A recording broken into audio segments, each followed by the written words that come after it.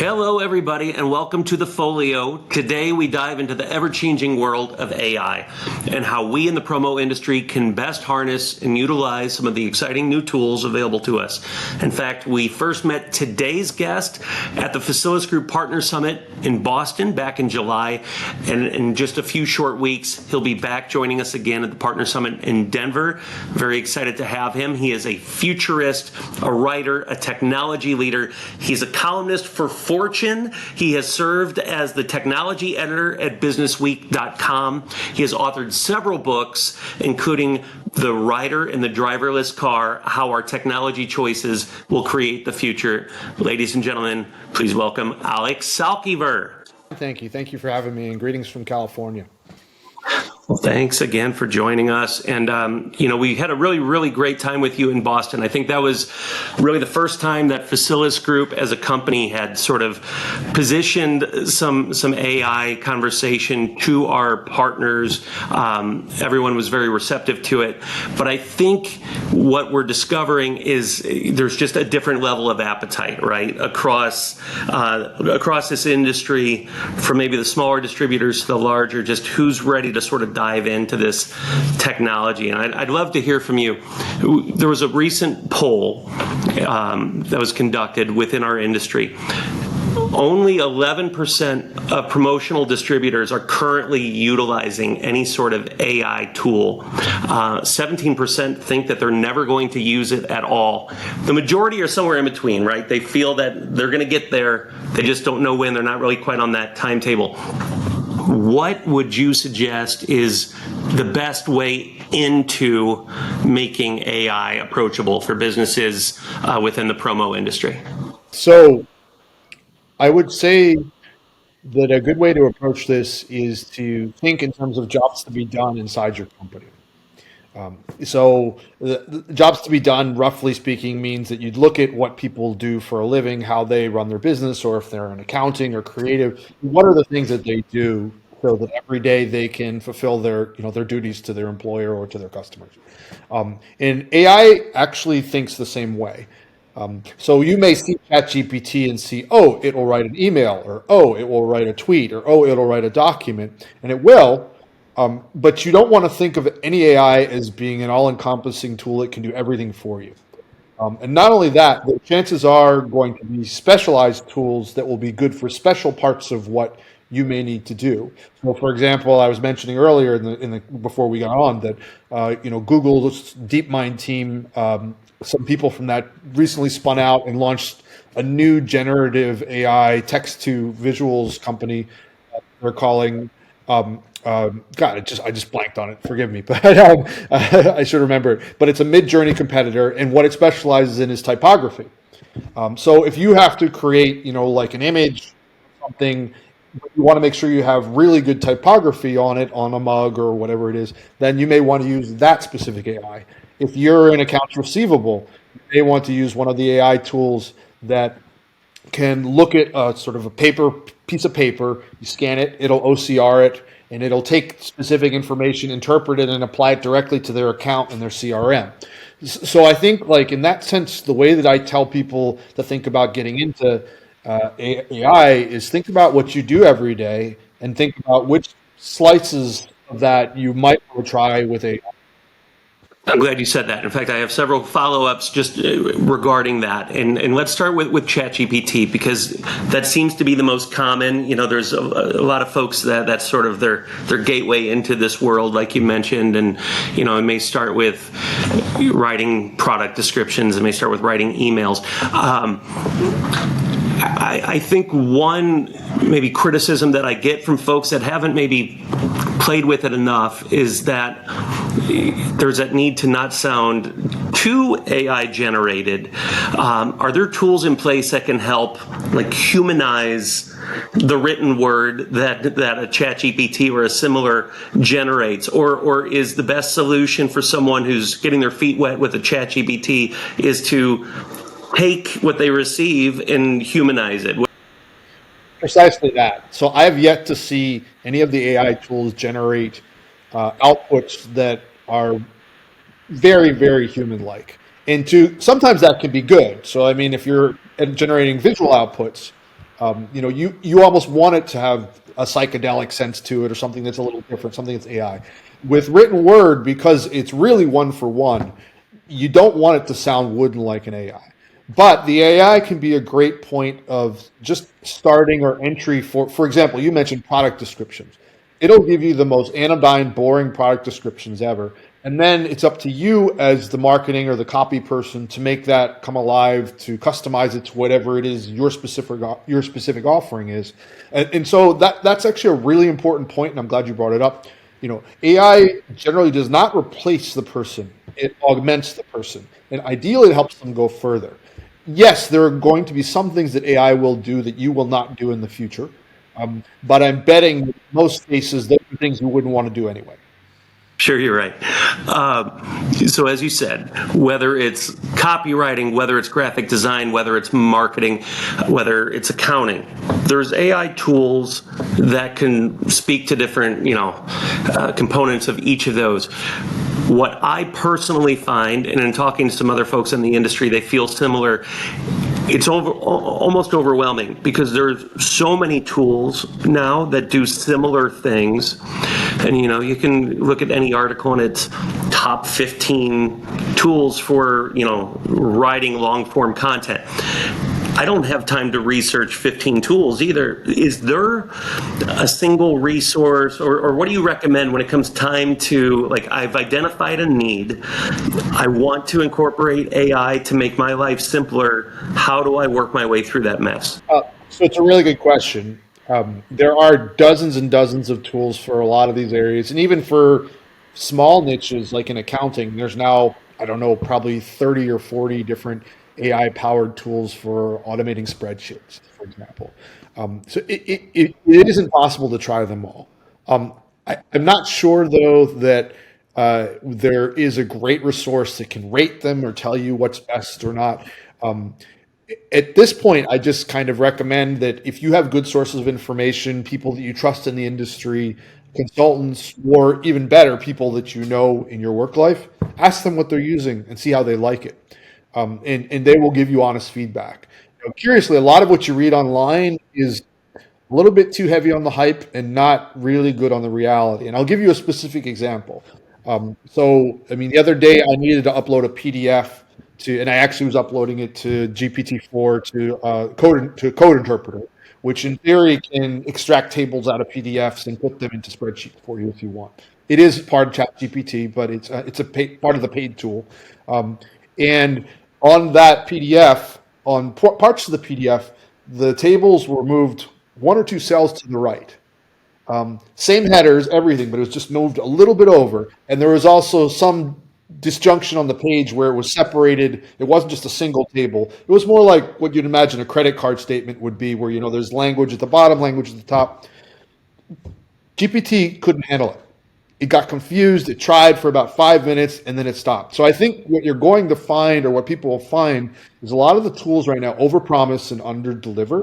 And I'm not saying you shouldn't try them, but I'm saying you may want to use them for the simplest use cases. And in doing that, that will actually kind of self-limit to a certain degree which ones you're going to use anyway. Now, something like language and copywriting, that's a much broader area. And frankly, a lot of them are pretty good and interchangeable. But it's also important to realize that all of those are almost iterations on Grammarly and sort of grammar checkers. In fact, they're not all that different. Where you start to see more challenges with real performance is when you're doing things that previously wasn't so easy to do, or newer things. Got it. So another question in that sort of direction, there's all these tools, but now the tools that we use on a daily basis are starting to incorporate AI natively to the tool. So what comes to mind, in the Microsoft suite, Word, Excel, PowerPoint, incorporating Copilot, like AI features within that. Do you have any read on, is that as good as an outside tool? Is that an easy way in? I know some of this stuff is still not available to the broader market, but what can you tell us about that for the future? So first of all, it depends on what you're trying to do. And if you're trying to rephrase something, if you're trying to manipulate text, if you're trying to take a spreadsheet and do basic analysis, it's pretty good and as good as a lot of the outside tools.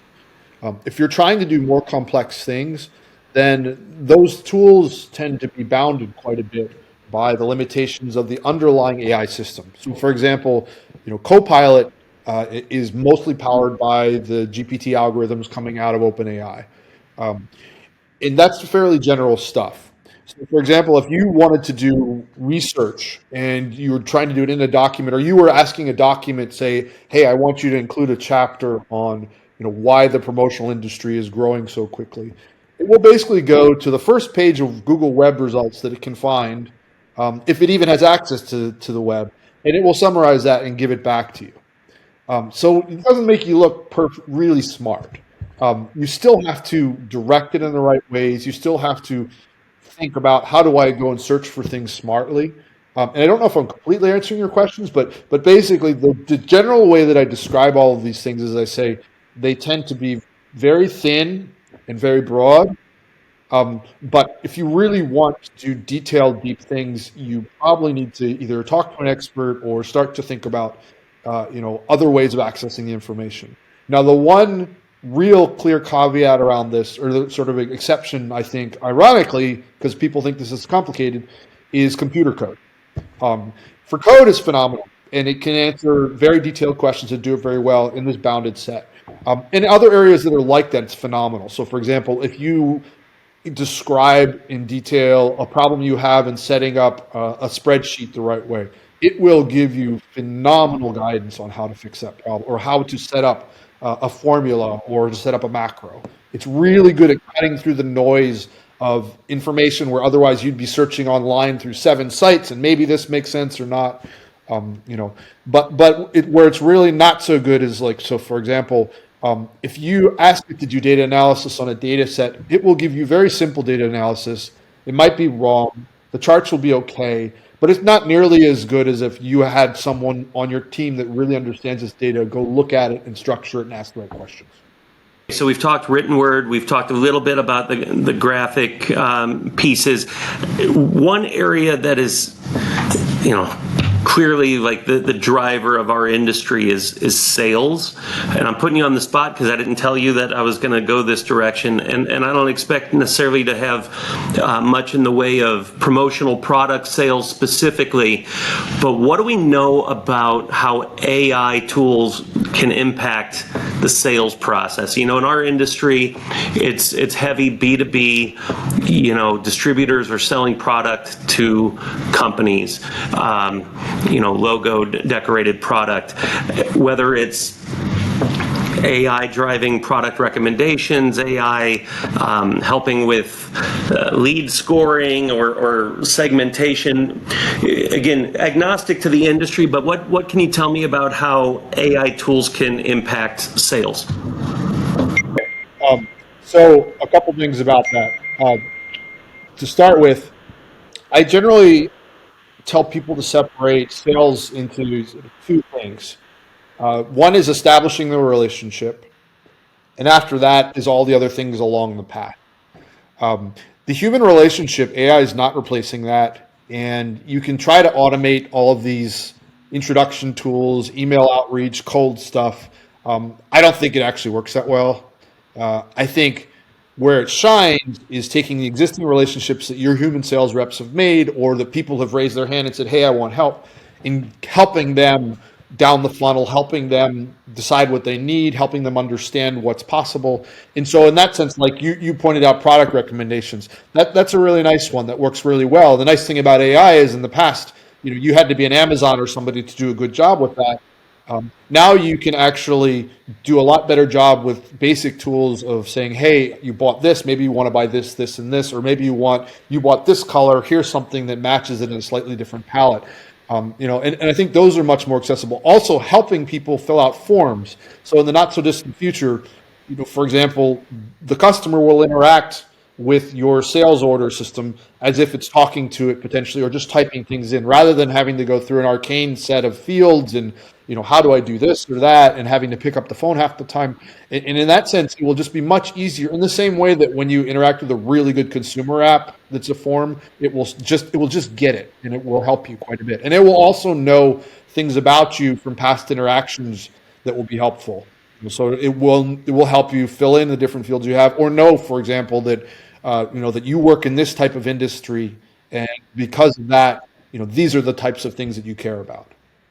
Fantastic. Very good. These are the sort of things that we'll be diving into a little bit more in Denver. Excited to have that conversation there, give our partners the opportunity to chat with you in person. I know we're up on time. I do want to ask you one more question on our way out. 3 tools right now that you are particularly excited about in the AI sort of sphere. Rattle off 3 for us, if you would. So I'm actually perhaps a bad example, because I try tons of tools, but I mainly end up going back to ChatGPT and GPT-4, partly because it has so many plugins. And it has plugins that will let you do almost anything you want rather than having to go outside. That being said, I really do like Mid-Journey quite a bit still for graphics and for creating images, just because it is sandboxed and makes it a little easier for you to create things. You don't have to tune things. You don't have as many problems, and that's something that's kind of newer. The other tool that I just remembered is called Ideogram, which I absolutely love, and I think people should explore that. Adobe Firefly is also great because it's in the Adobe suite, and they indemnify you against any copyright violations, which is very handy. Um, I like Jasper.ai as well for copywriting. I think it's a fine tool. They do a really good job.